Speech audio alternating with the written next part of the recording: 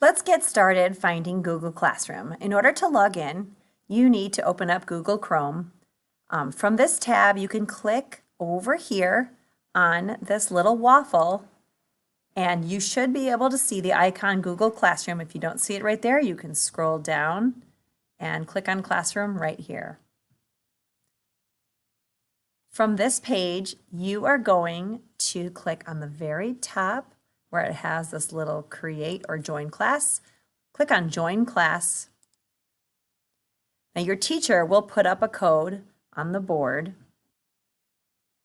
So you've joined a class. You'll go to the very top where you click on classwork and you'll click on the assignment that you're turning in. In this case, I'm going to turn in pattern wallpaper. I'll scroll down to where it says view assignment, and on the right I will see a little plus sign that says add or create, where I will choose that little paper clip. It says file, and I will click on this one that says select files from your device. From here, I will be able to see the different assignments that I've done. I'm going to double click on the JPEG and then click on this upload button.